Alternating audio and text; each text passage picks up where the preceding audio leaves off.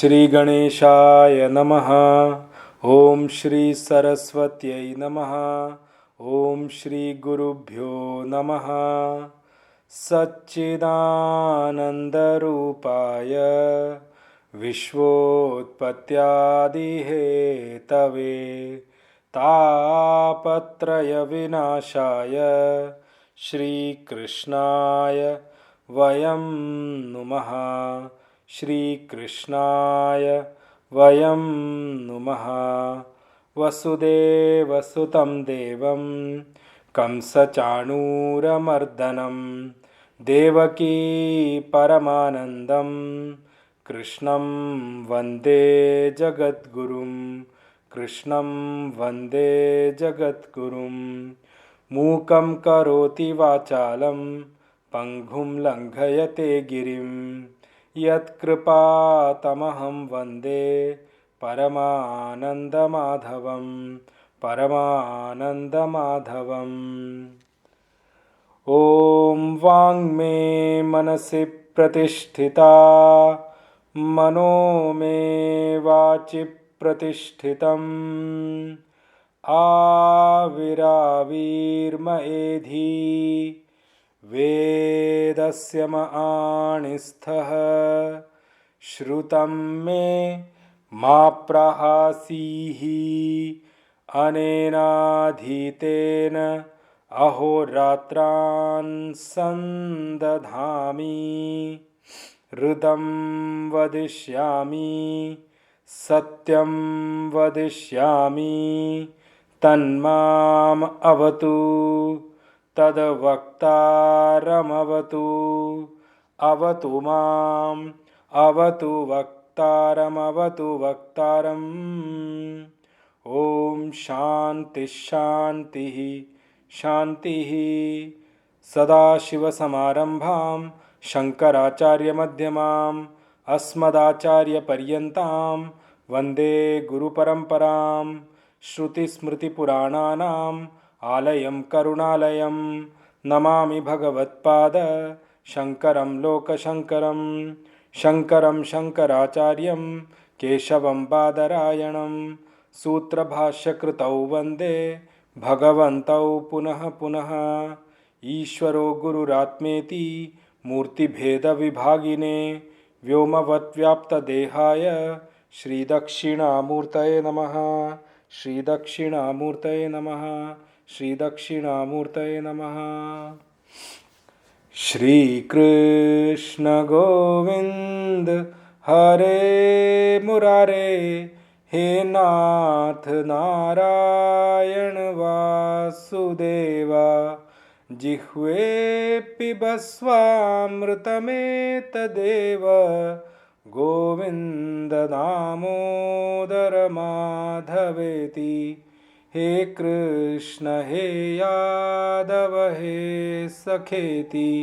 Hey Krishna hey Yadav hey सखेति। Hey Krishna hey Yadav hey सखेति।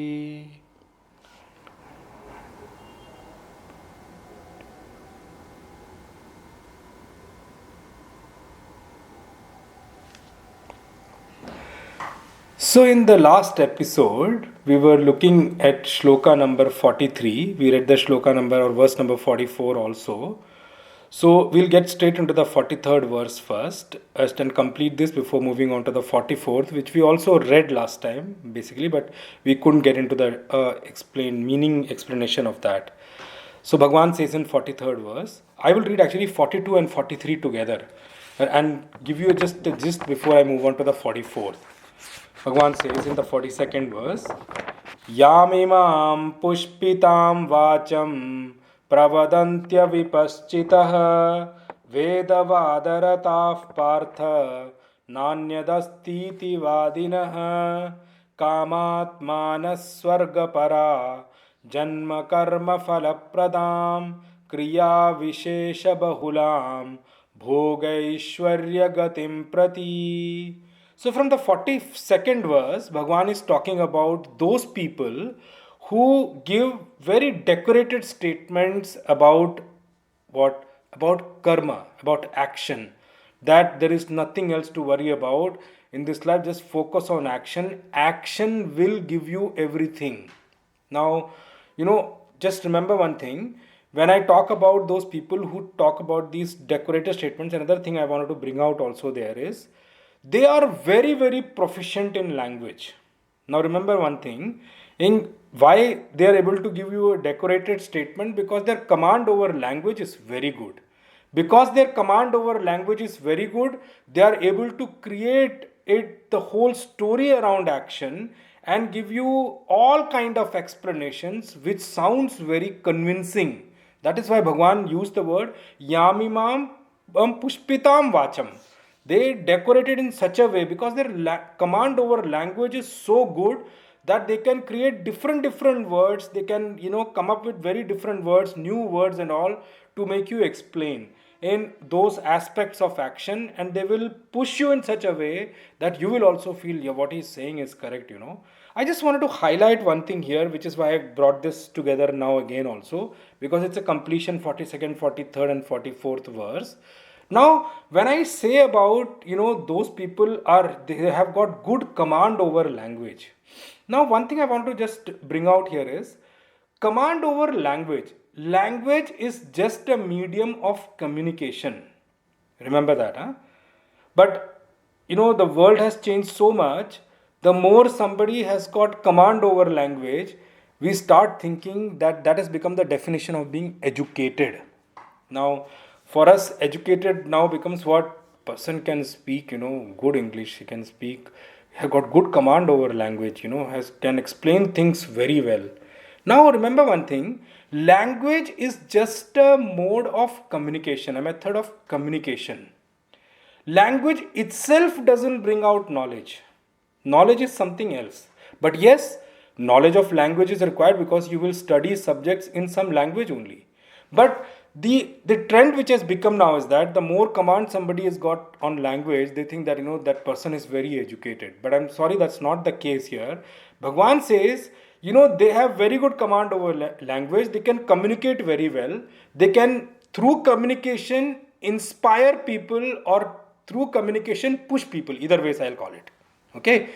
Their command is very good, so they can explain it in different ways. They will decorate their words in such a way that the people who walk out of their session, they will feel that, irrespective of what I've learned in my life, I think the whole life is waste now. What that person is saying is absolutely correct. And yes, I think we do not need to worry about anything. Action is the only thing. Action is the ultimate. And also another thing is not only action is the ultimate, action can give us the ultimate. They will prove you that way.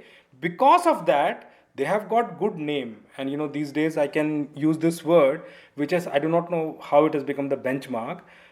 They say that, more followers you have that's the, much better you are, or your content is very good if you have more followers. I do not know what that means, but I'm not coming into that dissection of that portion at all.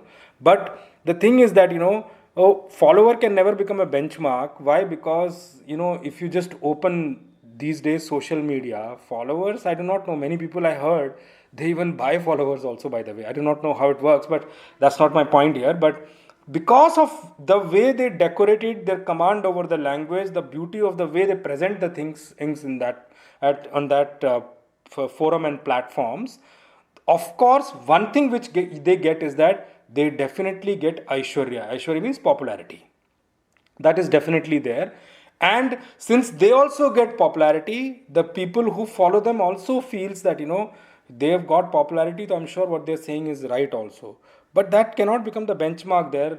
Anyway, we will come to the knowledge part, coming forward there. So Bhagwan says, Yamimam pushpitam vacham pravadanti. They speak such a beautiful word with such good English. If you open channels now, the debates which are going on in the news and all of them have got good command over language.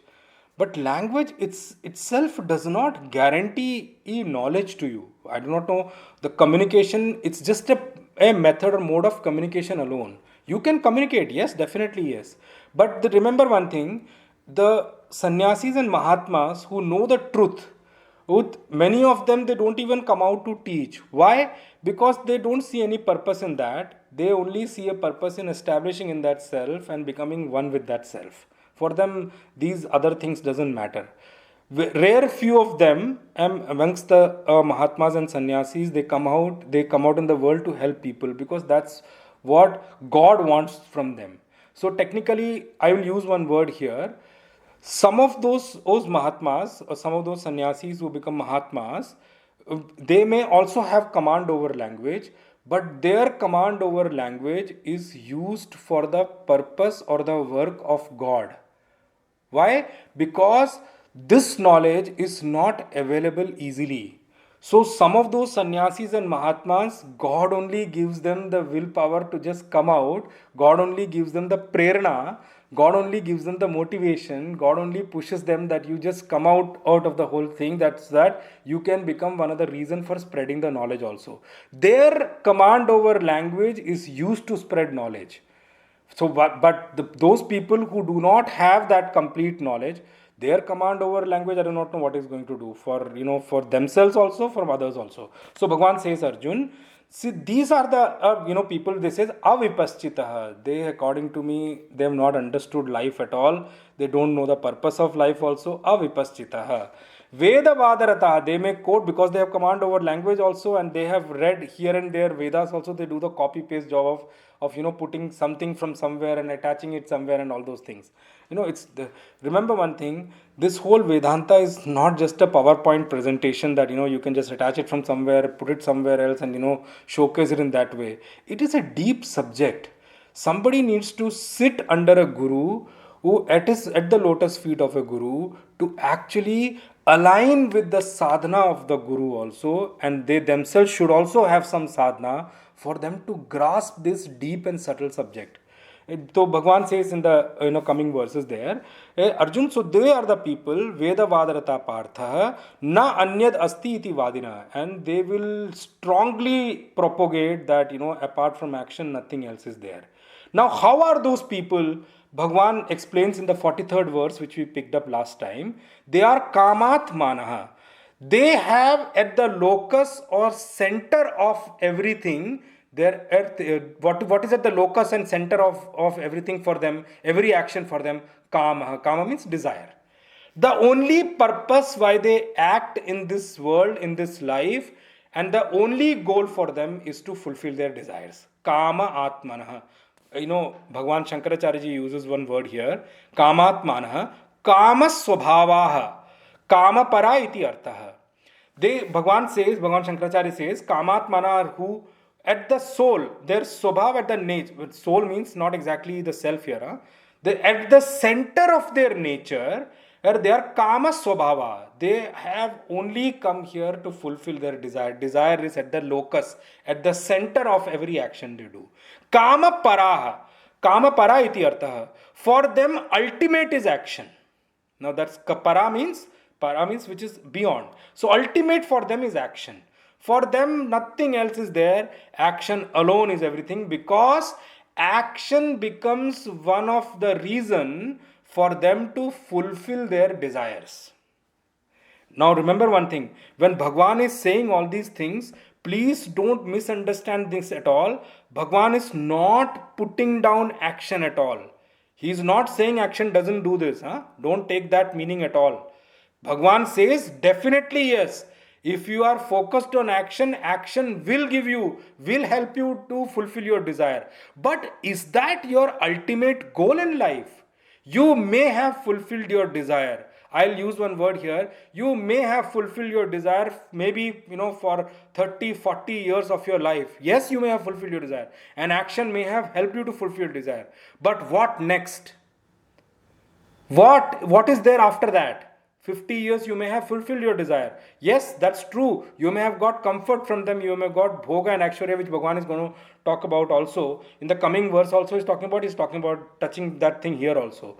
You may have get all those things. He's not putting down action. Action will give you this thing, no doubt about it. But then there is a very big disadvantage of focusing on that. You will lose the highest thing which you can achieve using your human life, that you will miss out. So technically, you may get immediate fulfillment of desires. Yes, you may get immediate comfort, you may get immediate luxury, you may get at even power, so to say, outside. You may have a powerful position to achieve. But is that enough? At the end of it, when I look at the whole life picture, when I look at the whole life of that person, ultimately he has actually lost only, he has not gained anything in life. He may have immediate desire fulfillment, definitely yes, but immediate desire fulfillment cannot be my ultimate goal of life. I have become a human not only for fulfilling my immediate desires and my immediate needs. There is a much bigger objective in life. That bigger objective of life, these people can just completely forget about it. And at the end of this, I'll use one word the way we use it in accounting. When we use their, we create their balance sheet, they will be at a complete net loss. Gross profit they may have got. I'll use this way for those of you who can understand accounting. Gross profit they may have got, that immediate gains. One year you gained, the another year you lost. Okay, sometimes you fulfill your desire, sometimes some desires left aside, sometimes desire fulfillment did not happen also, but some of the desires were fulfilled, some of them were not fulfilled also. Yes, at the end of the day, gross profit may have been there, but if we really create the balance sheet of their life, they are at net loss. And remember, at the end of the life, I'm using the same accounting example. You may shift the company, you may close down the company and create a new one. I'm talking about the body here. If I take this body as one unit, you may just shut down this unit, or at the end when somebody dies, they may shut down this unit and they go somewhere else. But this body is such that net loss which you had, it will continue in the next life. You will have, even if you create a new balance sheet in next life, it will always start from that loss which is carried forward. When we create a new balance sheet, and then at the end of the year, whatever is there, probably net profit or net loss, in the next year balance sheet, we start with the thing that, carried forward balance, whether it is net loss or net profit. In the same way, life also functions that way. In the next life, they will continue, start with the same net loss which they have incurred in this life. So technically, immediate fulfillment, gross profit may have been there, but at the end of it, they are at net loss. They did not achieve what they came here to achieve. And Bhagavan says what? Swarga para. What is their ultimate? What is the maximum they can see? Bhagavan says Swarga para. For them, the ultimate to achieve in life from all these action is Swarga. Swarga means heaven here. Okay, and which I've already explained. Swarga, and I'll explain and take it through Bhagwan Shankaracharya ji's Bhashya also, side by side here. Bhagwan says Swarga para what? Swarga paraha purushartha yesham te Swarga paraha. For whom the ultimate achievement is heaven. Now I will split this kind of people into two parts. Okay, there are many people who do not have enough faith in the afterlife. I'm using the word afterlife. Why? Because when I use the word heaven, heaven is definitely going to be after this life. So there are some set of people who do not have enough faith for afterlife. They say that, no, this life is the only thing. I don't have faith in the next life. So whatever I want to get, whether heaven also, it should happen in this life only. And they work hard. Now, for them, for those kind of people who do not have enough faith in the afterlife and they do not consider heaven as the ultimate, they do not have enough faith for the next heaven, they want to achieve everything, or for them the life will be what? They will try to make this life as heavenly as possible. As heavenly as possible means they will try to gain everything in this life itself, be it luxury. That's why I use the word. Their whole life goes in trying to make what? Situation. I'll use one word which I think I used in the last session also. For them, life is what? Situation. When you are happy, it's a situation. When you are sad, it's a situation. You have a house, it's a situation. You have many cars, it's a situation. You have a good job, it's a situation. Paristhiti we call it. Paritah sthiti, which is around you. And because for them situation becomes everything, their life becomes situational. They are only tackling situation by situation. They are only tackling, for some of them happiness is what? oh, if I have a huge bungalow, that is what my definition of happiness is all about. If I have, 6, 7 cars standing in my fleet, and they are all like super luxury cars, that's my definition of happiness. If I have enough bank balance, that is the definition of my happiness. If I have, not only bank balance, if I have what you call it, that I have investments in fixed deposits, and I have investment in mutual funds and all, the bigger the balance, the more secured I feel about my life. For that is also a situation. You have money, you may not have money, that's also a situation. And for some people, a good job, a good position is the ultimate. That's heaven for me. So they will try and strive for that particular thing, and they will work hard towards that, and they will get it. But ask these people, those people who said that no, for me one bungalow is enough. You got a bungalow now, have you achieved what you wanted to achieve?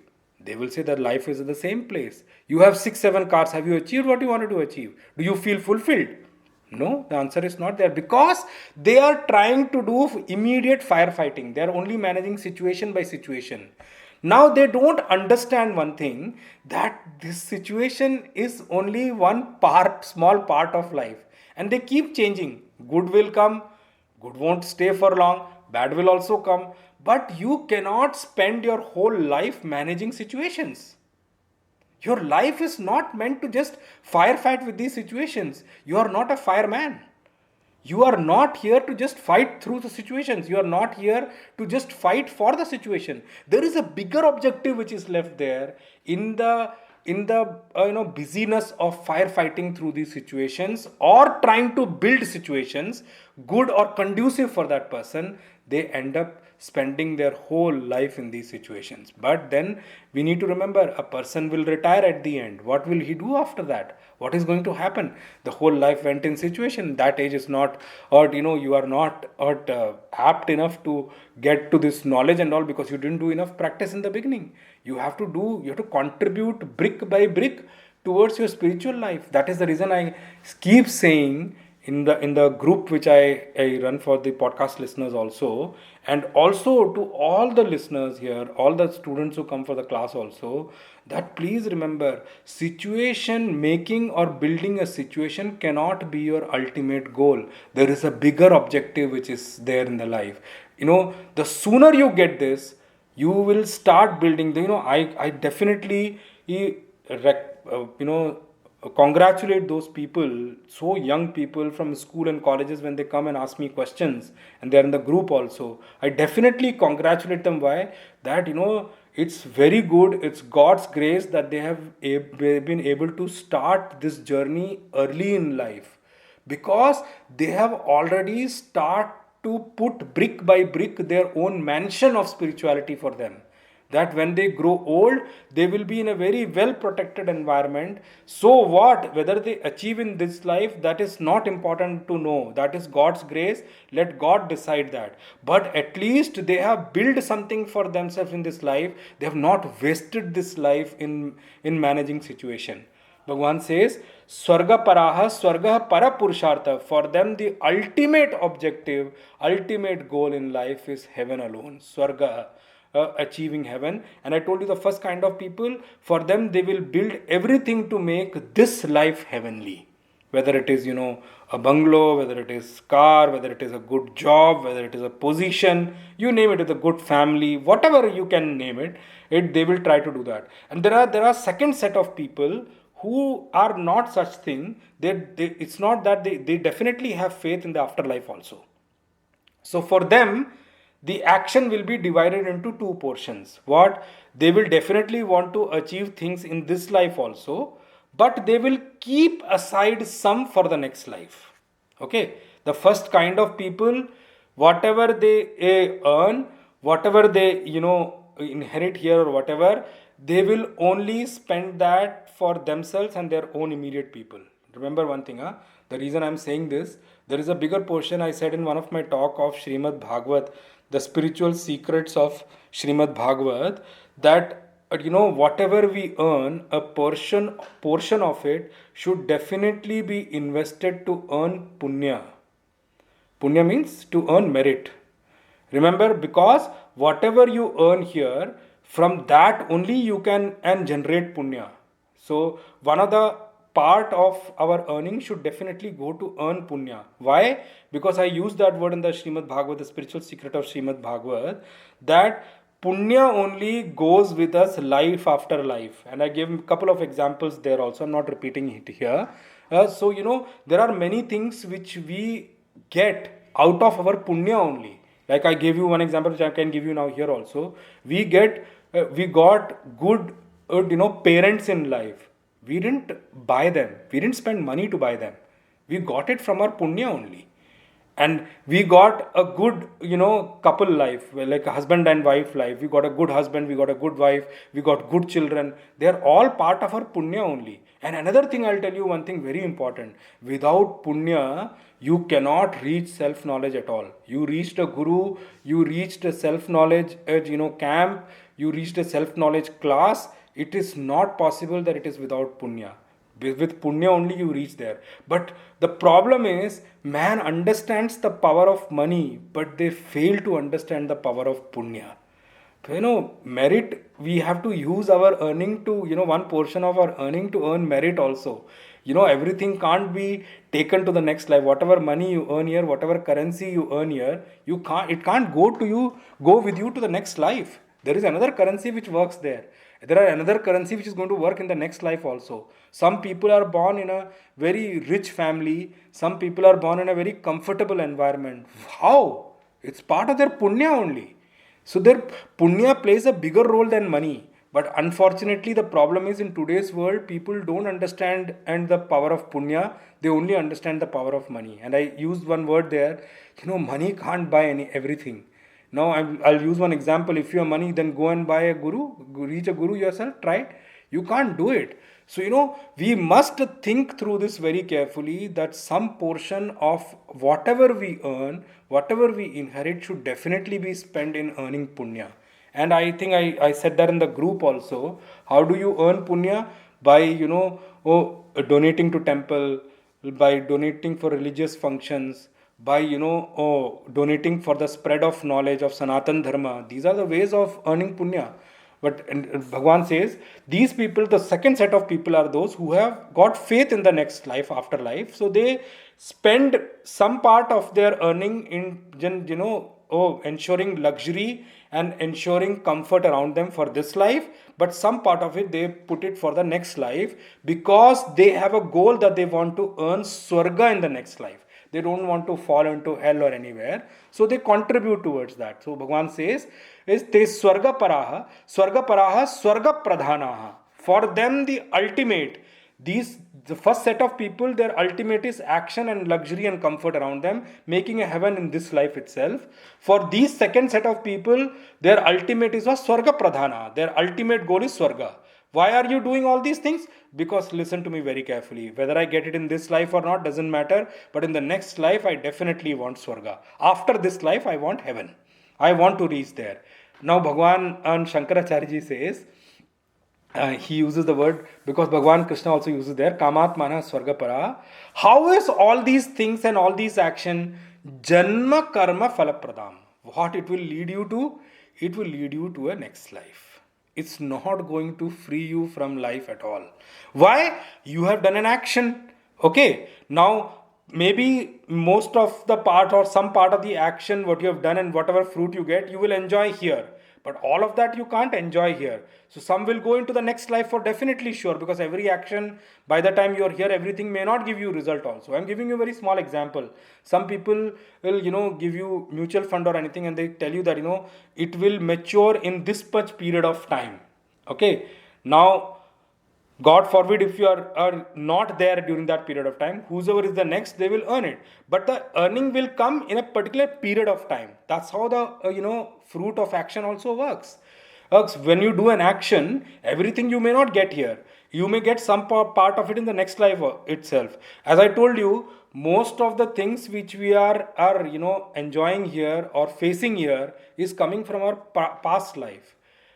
Now, this life, most of the things we are doing, it's going to go into the next life. So Bhagavan says, Janma Karma Falapradam. It's going to lead you into what? A next life. You will go and take birth again. Why? Because you have done the action. Now you have to be born to face the result or bear the fruit of that action also. Because the action has started from you. It's not that you do the action and somebody else will face the result. It doesn't work like that in the cosmic law. In the cosmic law, it's very clear, if the action has started from you, you only will have to come and bear the fruit of that action. So all these action, kamatmana, the people who are whose center is desire fulfillment, and the people who are swargapara, who has got or heaven as the ultimate goal, whatever action they do, it will lead them into what? Janma karma phala, it will lead you into another life. Now, Bhagwan Shankaracharya explains here, karmanaha phalam karma phalam. What is a karma phalam? What is the fruit of an action? Whatever action you have done, the fruit of that is called karma phala. Okay, that's very simple. Now, karma phalam. Janma eva karma phalam. Now, all these actions, ultimate fruit is what? So, how beautifully Bhagwan Shankaracharya ji says here, Janma eva karma phalam. Your ultimate fruit of every action you have done is what? Is going to lead you into a next life. Full stop. That is your or ultimate karma phala. Janma karma phalam tat pradadati. These actions, what is going to do? It is going to lead you into a next birth. That fruit it's going to give you. Iti janma karma phala prada ta vacham pravadanti iti anushajyate. These are the kind of words which those people which Bhagwan explained in the last verse, 42nd verse, who got command over language, who uses quotes from in between from Vedas, who used decorated language, decorated words and decorated things to lead to you. Janma karma pradhan tam vacham pravadanti iti anushajyate. No, these kind of people, they talk these kind of things, these kind of actions, they prompt you, push you into these kind of actions, which is going to lead you into a next life. Now remember one thing I told you in the past podcast also, the one thing which goes with you life after life, if in a continuity, is spiritual knowledge or the knowledge about yourself. Yourself means the self. I'll use the word. The spiritual knowledge or Adhyatma Vidya we call it. It is going to go life after life with you. All the other knowledge streams which you gain, which you work hard and achieve here, they will have to be left here. Why? In the next life, you are going to start from again A for apple and B for bat. You will go to KG or nursery or pre-nursery or whatever XYZ, you will have to go through all the streams of your studies and your college and everything. Yes, if some knowledge becomes a very, very deep vasana for you, very few aspects of that knowledge may remain as traces in your nature, which you may benefit in next life. But there is a may. Okay? That depends completely on the structure of your antakarana, your purity and many other things. That's the reason I'm using the word may. It's not a default thing. But Adhyatma Vidya or the spiritual science or the spiritual knowledge, wherever you have left, when the right time in next life comes, it will open from where you left in the last life. You have to continue from there only. You don't have to go from the beginning. That's the beauty how Bhagwan has created. Why? Because actually speaking, spiritual knowledge is at the core of all of us. Remember, all the other worldly sciences are not the core of us. I can use the word chemistry, physics and all those things. They are not the core of us. They are only one portion of this creation. But this spiritual knowledge is actually the core of all of us. That is why it is kept in such a way in the cosmic law that the spiritual knowledge continues life after life. So that's the reason I used the word earlier. Those people who have come young into spiritual sciences, I say that, I congratulate them. Why? Because they are putting brick by brick in this life itself, and they only will have to move into that at, whatever spiritual home they are creating in this life. They only in the next life will have to move. That's all. Rest of the thing they may have done. That is how the spiritual knowledge works. Anyway, Bhagwan says, Janma karma phala pradam. Now, how is this Kriya Vishesha Bhaulham? And these are going to what? Kriya Vishesha Bahulam, Bhagwan Shankaracharya ji explains here. Kriyanam Vishesha, Kriya Vishesha. And they will lead you into what? Particular action. Now, there are so many worldly, sciences and streams here. There are so many worldly positions here. There are so many worldly achievements here. Every particular achievement, every particular position, every particular result you get in this world, they need you to do a particular kind of action. For example, I give you an example. A CEO in a company is designated to do a certain kind of action. A vice president or a vice president of a particular unit. Now remember, CEO is supposed to oversee the entire company operation, but below him, whatever a vice president or group president of a particular department is, his responsibility is only for that particular department, for that line of work. Okay, so in the same way, now CEO has got a oversee of the whole company. Now why I'm using the word CEO here, that CEO has got the responsibility of that company alone, that company and its operation. Another company CEO will have a responsibility of his company's action. Their product line may be completely different. So their action is according to their product line, according to their definition. The another CEO's work is according to his product line and his designation, his work arena. And below that CEO, whoever has got one particular line, department's head or group president or whatever, that person will have his action lined up according to his particular field. So that is what is meant by Kriya Vishesha Bahulam. There are many particular fields like that, depending upon the action, depending upon the position, depending upon what you want to achieve in life. So he says Kriyanam Visheshaha Kriya Vishesha. Vishesha means particular here, particular or specific here. So Kriyanam Visheshaha Kriya Vishesha te bahula yasyam vachi tam swarga pashu putradya arthaha yaya vacha bahulyena prakashyante. No, very beautiful line Bhagwan Shankaracharya ji says. I came back to this shloka because of this commentary only of Bhagwan Shankaracharya, because I didn't pick it up in the last session.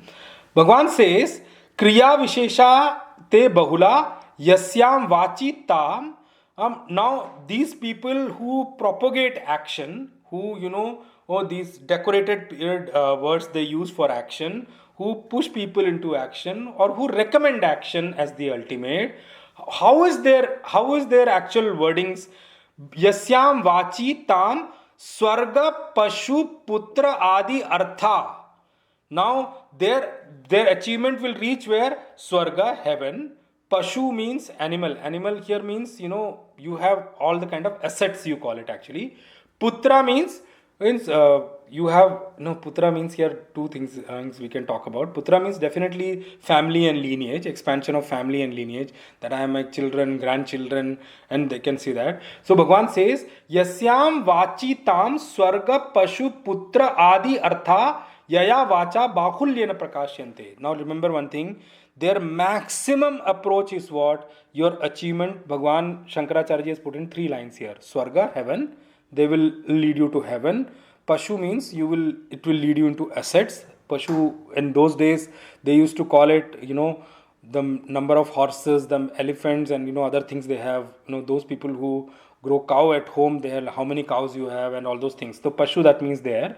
In today's world, you can talk about what I just mentioned a few minutes before, that how many cars you have in your garage, how many houses you have, what is your investment span, what is your investment into depth, those things you can put it there. Putra means here actually what is your standing of the family, what is your lineage, do you have children, you have grandchildren, you have, what is your expansion of the family, and another thing also, I will use one word for putra here, and in today's parlance I'm going to add that here, which I just mentioned few minutes before, how many followers you have. You can put that also here, because I can't and put them somewhere else here. So putra adi artha yaya vacha bahulyena prakashyante. They will It'll, enlighten you to achieve all these things in many, many different ways. Bahulyena prakashyante, in many, many different ways.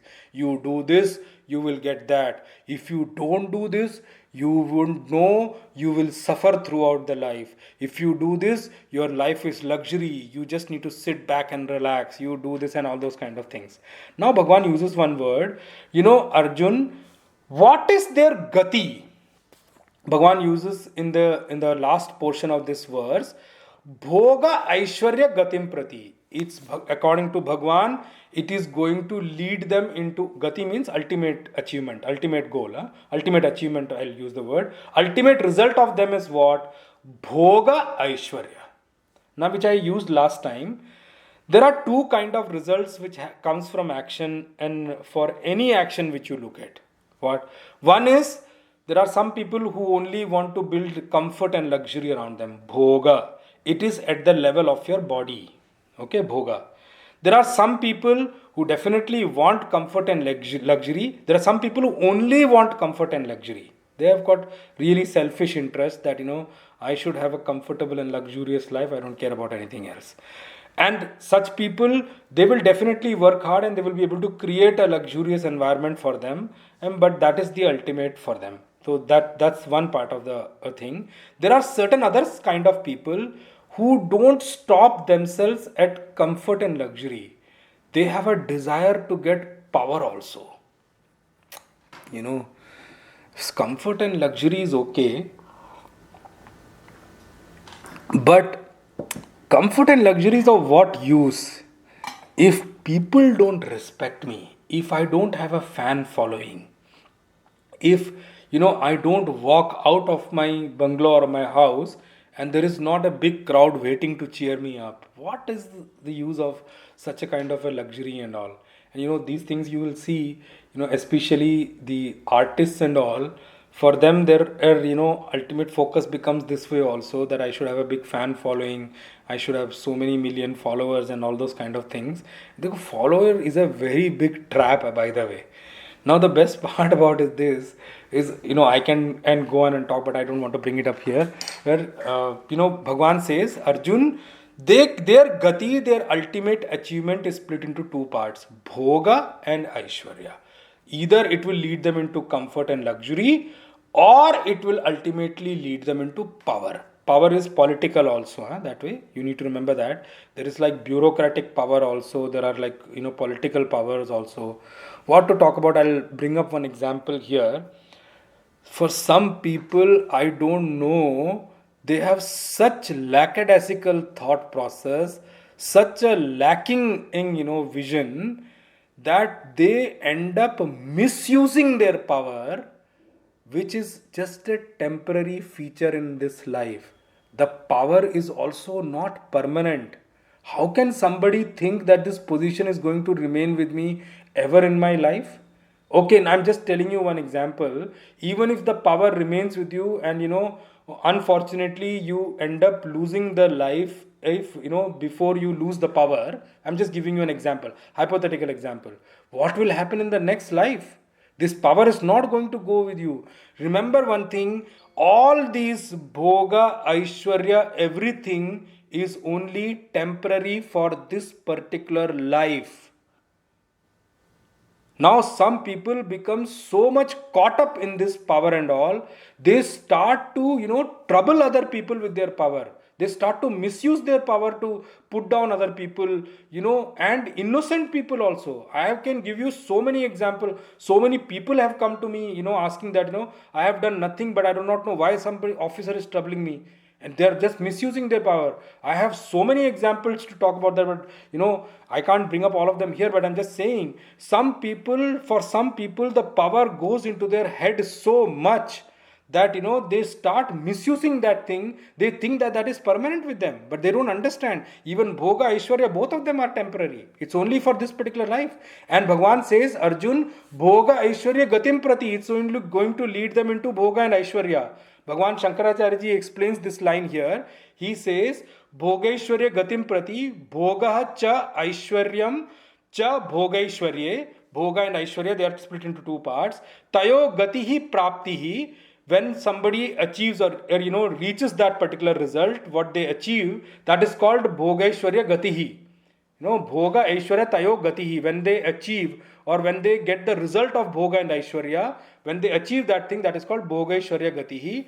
Tam prati sadhana bhuta ye kriya visheshaha tad bahulam tam vacham pravadanto मूढ़ा samsare परिवर्तन्ते इति अभिप्राय. Bhagwan says, Bhogeshwar Gati tam prati sadhana bhuta. And those people, the Yamimam Pushpitam Vacham, which Bhagwan expounded in the 42nd verse, those people, they will give you enough sadhana. Sadhana means enough efforts. They will explain you enough kind of penance you should do to achieve that. Tam prati sadhana bhuta, whatever efforts you put through, which they'll explain, ye kriya vishesha tad bahulam, they are split into many different action. Bahula means many different action, and they are split into particular actions. Tam vacham pravadanto mudaha, these are the kind of words. Muda means fools here. Bhagavan Shankaracharya ji says, those fools who do not have clear vision of life, those who do not have clear understanding of life, those who do not have understanding of themselves and their final goal in life, samsare parivartante iti abhiprayah, and they themselves also rotate in this life and death, in this world of life and death, and they will put others also to circle in this world of life and death. That is what those kind of people are. Bhagwan puts that up there. Now we'll go into the next verse which we read last time, but we'll read it again now. Now Bhagwan takes this Bhogeshwarya Gatim Prati, these kind of people, into the next level. I've told you in some of the sessions also, one of the best commentary on Bhagavad Gita is Bhagavad Gita itself. Bhagwan has so beautifully expounded every topic, expanded every topic, that he has never left any stone unturned to explain you what he's talking about. Now the verses he started from 42nd onwards, Yamimam Pushpitam Vacham, Bhagwan is concluding at this 44th verse with the final conclusion, what happens to these kind of people. He says, Bhogaishwarya prasaktanam taya pahruta chetasam vyavasayatmika buddhihi samadhau na vidhiyate. Bhogaishwarya prasaktanam taya pahruta chetasam vyavasayatmika buddhihi samadhau na vidhiyate. Now Bhagwan says, these people who are kamat manah swargapara, as explained in verse number 43, the shlok number 43, whose action are only leading them into birth and birth after birth, and they lead into different kriya vishesha bahulam. Their gati is what? Final result is what? Bhoga and Aishwarya. And I explained you Bhoga and Aishwarya split into two parts there. Now Bhagwan says, how is their intellect, what happens to them internally with that kind of behavior, with that kind of choice of, kamat manah, swargapara and all, what happens to them? Bhagwan says, Bhoga Aishwarya prasaktanam. Prasaktanam word means prakarshena saktanam. Prakarshena saktanam means they are very, very deeply attached. Prakarshena means it is to show the intensity of their attachment. Saktana means attached. Now remember one thing, attachment also means bondage, by the way. I'll explain you some other time, but just listen to this now. Attachment means what? My dependency on, my being dependent on someone, my dependency on someone, right? When you are dependent on someone for your happiness, when you are attached to someone, you are dependent on your happiness for someone. So just think of this thing. Are you really free? When you are dependent on someone for your happiness, for your success, then you are bound. So Bhagwan says, how is their intellect? How is their antakarana? Bhoga Aishwarya prakarshena saktanam. They are deeply attached and bound to this Bhoga and Aishwarya. I just gave you an example few minutes before in the last verse. There are people who have focus on power. We call them what? Power crazy or power hungry people. Then some people are luxury crazy or comfort crazy. luxury hungry or comfort hungry people, bhoga Aishwarya. Now Bhagwan says these people, what happens is they become attached in their internal nature, they become attached to bhoga and Aishwarya. Because of their attachment, what happens as a result? Bhagwan says, Taya apahrita chetasam. Now that's a very beautiful word which Bhagwan says. Apaharan means kidnapped. I'll explain this word in two ways to you. Here, Taya apahrita chetasam means they get their intellect or their antakarana gets robbed. Who are the robbers? Who are the thieves? Bhoga Aishwarya. Actually, the attachment or their prasakta towards Bhoga and Aishwarya, prasaktanam, their attachment, the deep attachment towards Bhoga and Aishwarya robs their intellect of what? Chetasam means here, you need to understand this clearly. They are robbed of knowledge and wisdom. Their knowledge and wisdom is robbed. Another way to look at this is that, apahrit also means here, we can say, use the word, apaharan word you must have heard in Hindi. Apaharan means kidnapping. So their intellect or their knowledge and wisdom is kidnapped by Bhoga and Aishwarya. And that which is kidnapped is not available for you. Both ways you need to remember this thing. Ultimate meaning you need to understand, both your knowledge and wisdom remains unavailable for your usage, for your saving thing, for your or situations, it is unavailable. That is what is meant by Bhoga Aishwarya Prasaktanam. Now they are robbed, their intellect is robbed of knowledge and wisdom. Now remember one thing, when somebody is robbed or their knowledge is kidnapped, you will call them what? Ignorant. Because knowledge is gone. Knowledge is gone means what? It is not available for you. Right? The second thing is, when the wisdom is gone, then what we call them? They are into folly. Right? We use the word folly for them, no? Because their intellect is gone and their wisdom is gone, it is not available for them at all. And we call them which Bhagwan used in the previous one, Moodaha. They go into, because their wisdom is no longer available for them, their actions will become what? Stupidous. It will be full of stupidity because their wisdom is not there. Taya aprahrita chetasam. Now Bhagwan explains in the next line, Vyavasayatmika buddhihi samadhau na vidhiyate. Such people, because they have their knowledge and wisdom is robbed. They are robbed of their knowledge and wisdom. Means what? Their understanding level has gone away. They can't understand things. That is why what? They do not get Vyavasayatmika buddhi. They are not able to generate, they are not able to create within themselves. Vyavasayatmika buddhi means what? I use the word in the verse number when Bhagwan used the word in 40 and 41 actually. Vyavasayatmika buddhi says, it's defined as Nishchayatmika buddhi. They are not able to develop a firm conviction. They are not able to develop a firm knowledge about what? About the two things which Bhagwan elaborated, from the verses itself, from 39 where he started to expound, the two things which he, what? Sankhya Buddhi and Yoga Buddhi. Now remember, Vyavasayatmika Buddhi means, since these people are robbed of their knowledge and wisdom, they are not able to develop Sankhya Buddhi. They are not able to gain an understanding of Sankhya, the subject of self. They are not able to develop an intellectual understanding of Yoga Buddhi, Karma Yoga.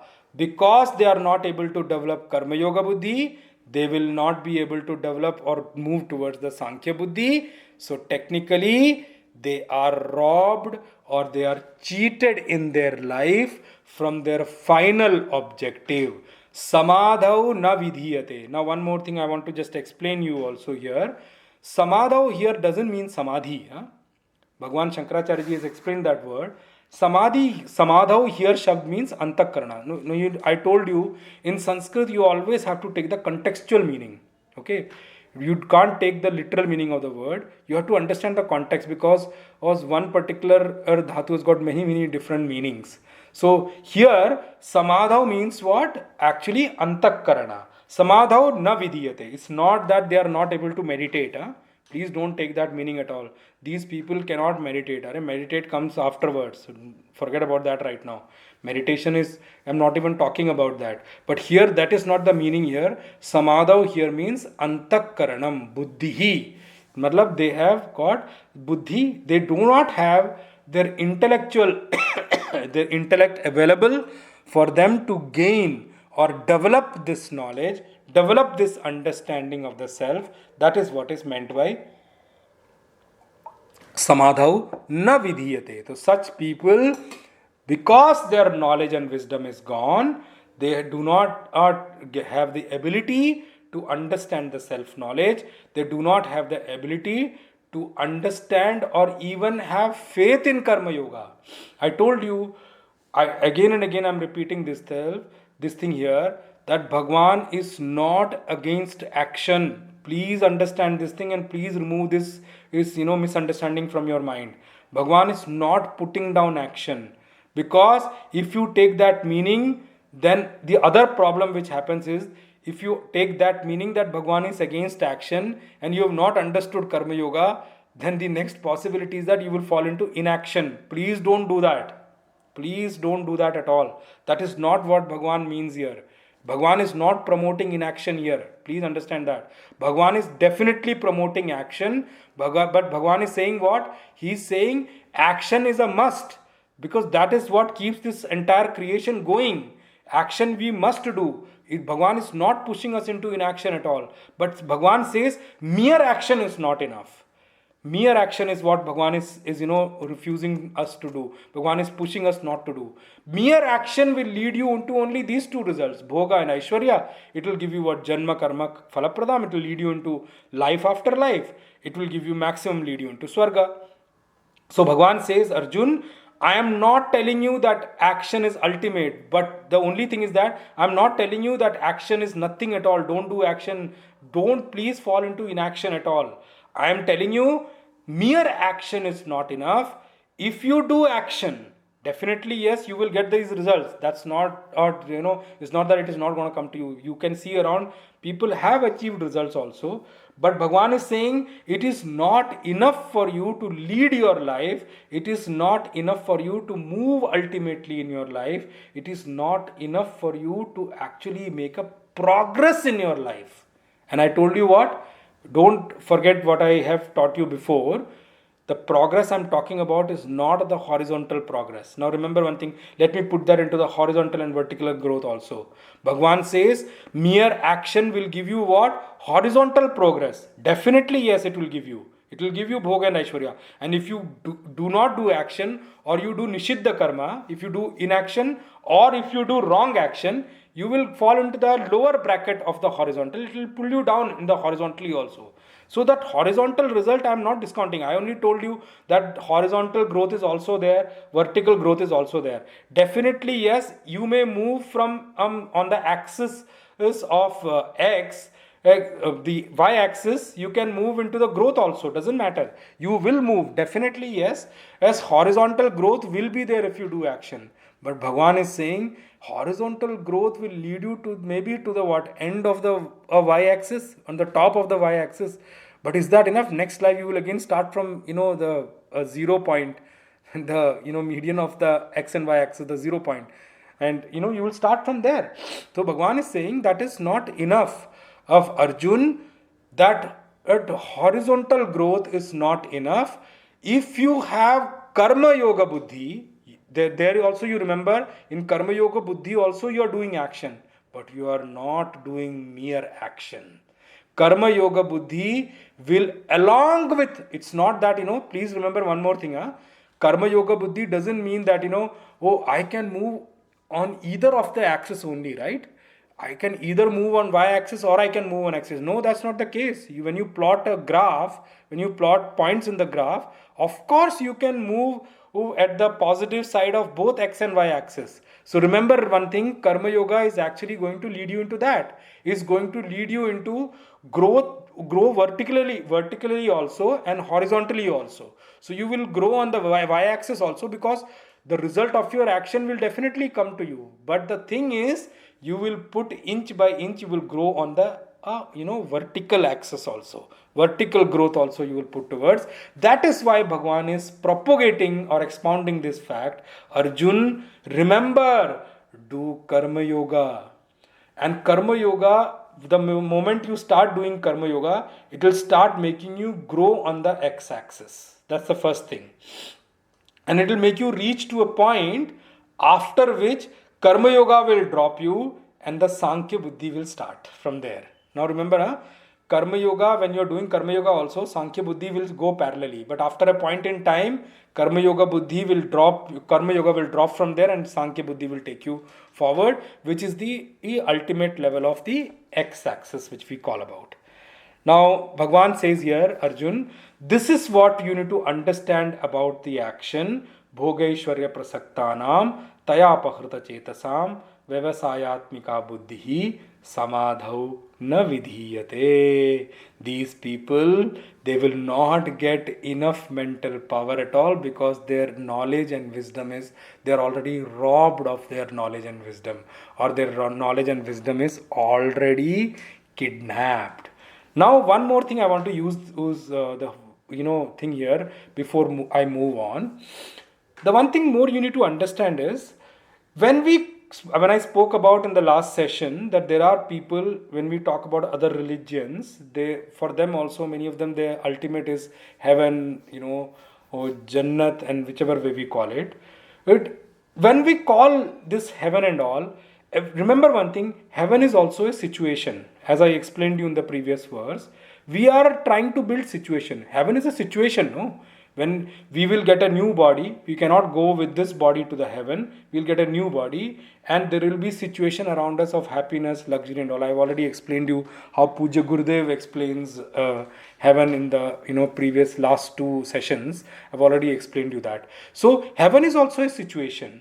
Now there are other kind of people. When these people, when they speak about Swarga, when they speak about Kama Atmana, heaven being the ultimate and all, they do not have any knowledge or any understanding of this word called moksha. Remember, now moksha also I'm splitting there because I'm explaining this verse, so I'm just putting up out here. When we talk to them, remember one thing, as I told you, even heaven is a situation. Even Jannat, for that matter of fact, is a situation. Those people who try to create heaven here, they are also trying to create situation around them which gives them a comfort and luxurious life. If position and everything is also situation only.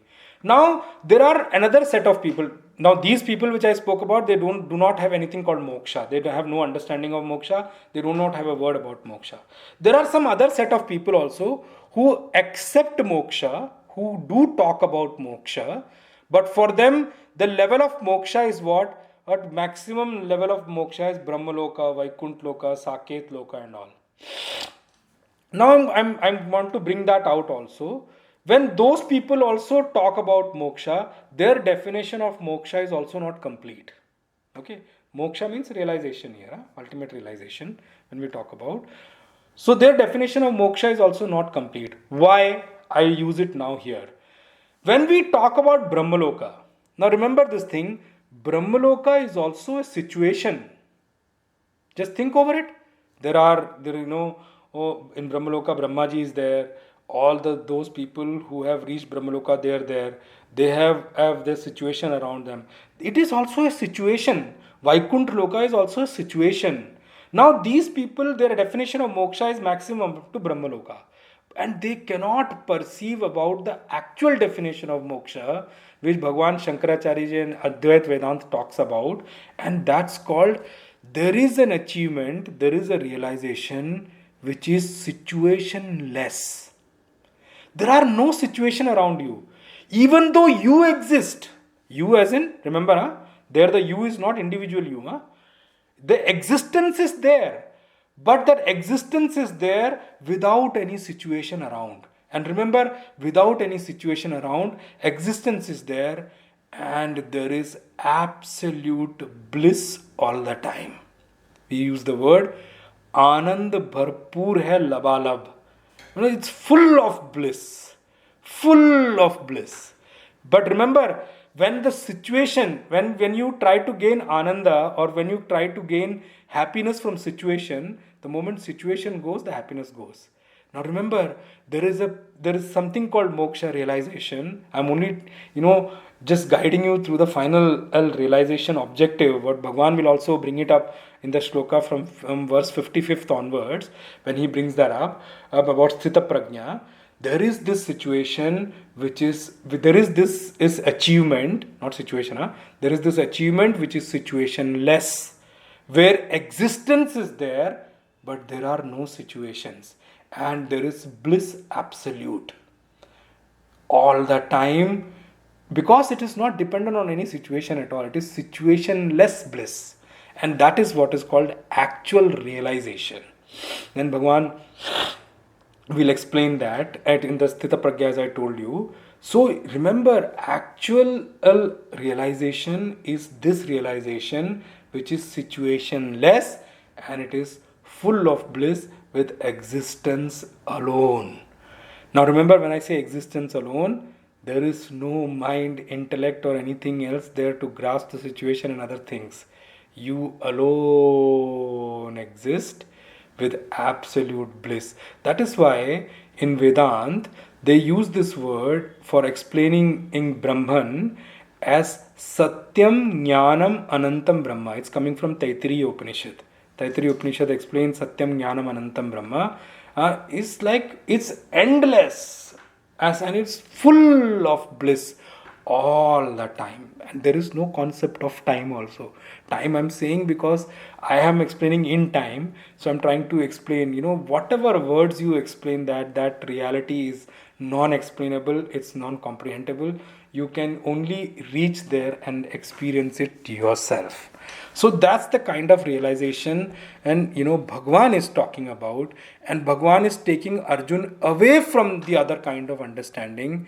Don't get stuck up in Swarga and other things. Swarga is there is happiness, no doubt about it, but it's a limited period of time. About Swargaloka also, in our scriptures, as it is said, Martye Chine Punye Martya Lokam Vishanti. I'm sorry. Chine Punye, once your Punya is over, whosoever is there in the Swargaloka, they will fall down into the Loka according to their own karmas, according to their own actions. But anyway, that is there to explain. And so remember this thing, this bliss is bliss absolute, without any situation around, without any paristhiti. It is just bliss absolute with your existence alone. And we will see remaining in the next session. कायेन वाचा मनसेन्द्रियैर्वा बुद्ध्यात्मना वा प्रकृते स्वभावात् करोमि यद्यत् सकलं परस्मै नारायणायेति समर्पयामि श्रीमन्नारायणायेति समर्पयामि। ओम पूर्णमदः पूर्णमिदं पूर्णात् पूर्णमुदच्यते पूर्णस्य पूर्णमादाय पूर्णमेवावशिष्यते। ओम शांति शांति शांति ही। हरि ओम श्री गुरुभ्यो नमः। हरि ओम तत्सत्।